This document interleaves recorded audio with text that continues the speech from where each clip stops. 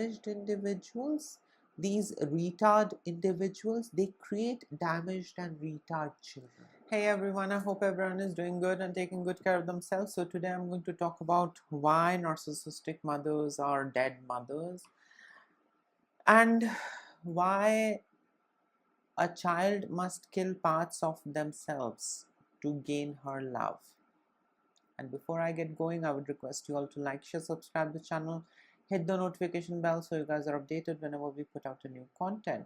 So today I want to talk about one of the most haunting, realities of narcissistic motherhood, the idea of the dead mother, a mother who is alive physically but dead emotionally.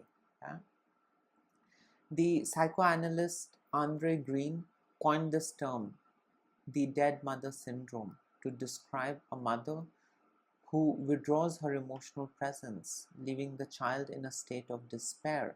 Now, when we bring this into the context of narcissistic mother, the tragedy becomes even deeper, because not only is she dead emotionally, she demands the child sacrifice parts of themselves just to gain crumbs of her conditional love.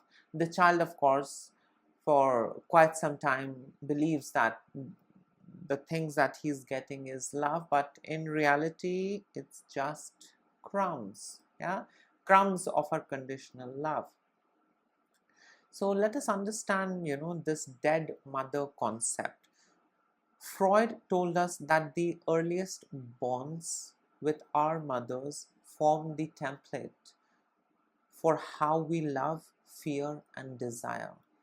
Jung reminded us that the mother archetype can be both nurturing and devouring. Andre Green's dead mother concept is not literally deceased. She's alive, but her love is inaccessible. She's alive, but she's not present. She's there, but she's not there. Her presence feels like absence. Her eyes look through you rather than at you. Example is, an example would be a child runs with excitement, to show a drawing to his mother. And she doesn't smile, she doesn't look. All what she says, flatly is, "Don't bother me. It's okay, go. Don't bother me. I'm busy." And for that child, joy becomes linked with rejection. That's how, it damages, the mother's response, the absent mother, the dead mother's response damages the child. Now, in narcissistic mothers, this absence is weaponized. She withholds affection until the child performs, until the child becomes what she needs him to be or her to be. Winnicott spoke of the false self, the mask a child builds to adapt to the parent's demands. This is exactly what happens here. The narcissistic mother says without words. She doesn't have to put words. You can understand what she wants out of you or what she's trying to tell you. She, in a way, teaches you that you are only lovable if you are quiet, if you are perfect, and if you are my reflection. If you are none of these, you won't be getting my love. Crumbs, her conditional love. We, of course, misunderstand it for crumbs. An example would be, a daughter laughs loudly and her mother snaps. Girls shouldn't be so noisy. You shouldn't be laughing like this. You should smile and not laugh like crazy. I've experienced that when I used to laugh out loud and when I used to be happy and enjoy and laugh. She used to tell me that you shouldn't laugh loud. You shouldn't, laugh the way how a healthy individual does. because that form of laughter embodies Satan. So you should just smile rather than ha ha ha ha. You should just, so that's something that I also experienced in my childhood. They never used to, like me laughing, and they used to, stop me. They used to tell me it's very noisy. You have a stone heart. Satan is inside of you, and that's why you're laughing like this. You are inviting Satan in your life. A lot of bullshit.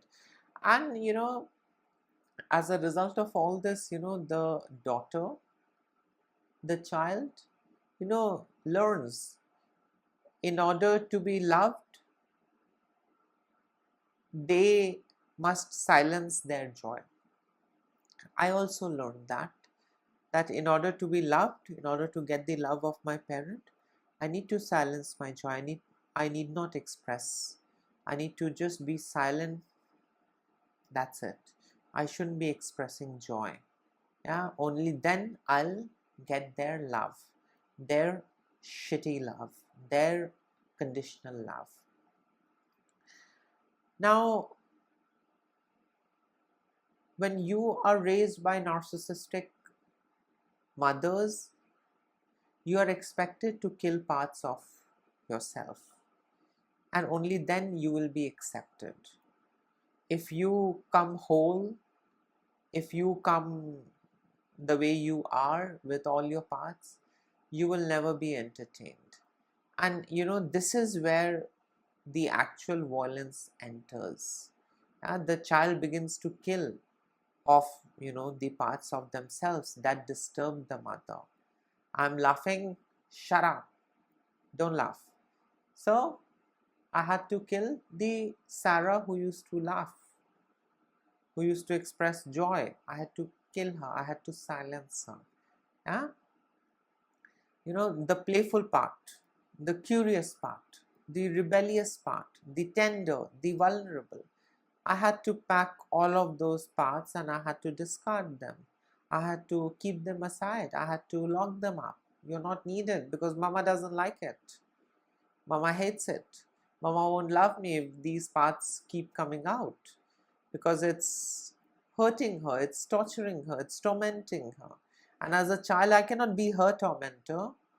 She can be my tormentor, but I can't be her tormentor. I can't torment her. I can't be the reason, for her pain, misery, and sadness. No, I can't. So every time a child senses, the mother is withdrawn or senses her, withdrawal, these children, they cut away, pieces of their authenticity in hopes of winning her gaze. Yeah, and it's a kind of a slow psychological murder done not by the mother's hand, but by the child's desperate need for his or her mother's love. And again, a simple example to understand this is, a boy is crying when he's bullied at school. And when he comes home and when he says that, Mama, I'm feeling horrible, I was bullied at school. So rather than helping him and supporting him, the narcissistic mother sneers. Stop being weak, you embarrass me. Stop being girly. Stop being so weak. There is no room to be weak. Stop being so, baby. Don't do that. You're embarrassing me. You're embarrassing yourself. Yeah. And what this does is that, this in a way makes the boy kill his softness. And as a result of which, he grows into a man who cannot cry. A man who feels nothing apart from rage. So these damaged individuals, these retard individuals, they create damaged and retard children. These effed up individuals, they F up their child. And they create monsters like themselves. if I wouldn't have had worked on my healing, if I wouldn't have had, distanced myself from those monsters, my biological parent, I would have become a monster as well. I was on the path. There was, quite some time when I was battling, this inverted narcissism, because I had freshly come out of that circus, and it was difficult for me to, stabilize myself, ground myself, and recalibrate myself. So in a way, I was, functioning and behaving like an invert narcissist.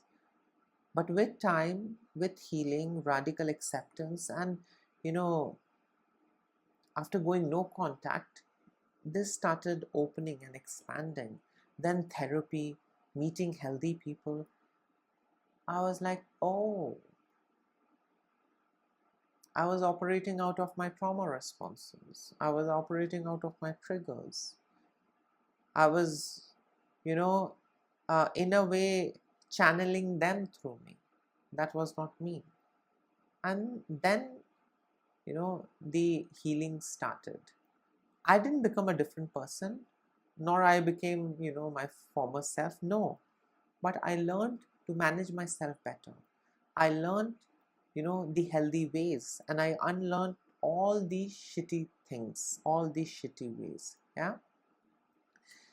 Now, let us understand, the archetypal wound, from Jung's lens. Jung would call this a soul wound. The child is forced into an archetypal betrayal. The mother, who should be life-giving, becomes life-taking. Someone who devours him or her, the child. Yeah?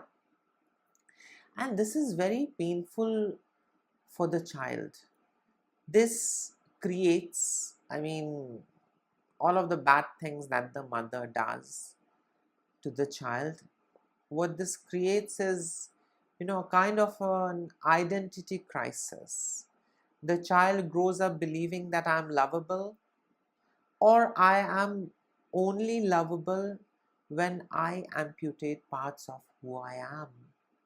If I cut parts of me, if I lock, parts of me in the basement somewhere or the other, only then I will be loved. I will not be welcomed and loved with all parts of me. No, only selected parts are loved, not everything. And the tragic answer for many children is, I'm only lovable when I am not myself.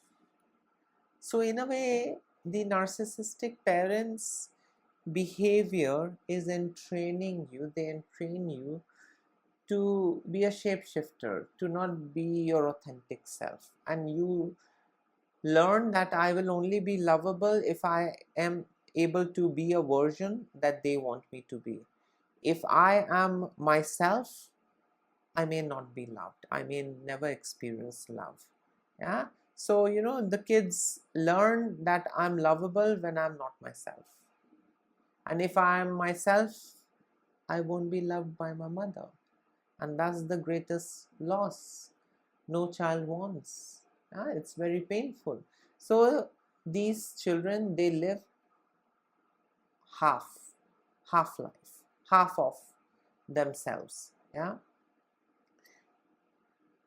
They may be successful, they may do good in life, but on the inside they are hollow, because they are locking away parts of themselves. They are not being themselves. Yeah. These kids, they may grow up with huge circles, surrounded by lots of people, but perpetually lonely. It's sad, but that's how things are. That's how these mothers, they devour their children. That's how these mothers train their children.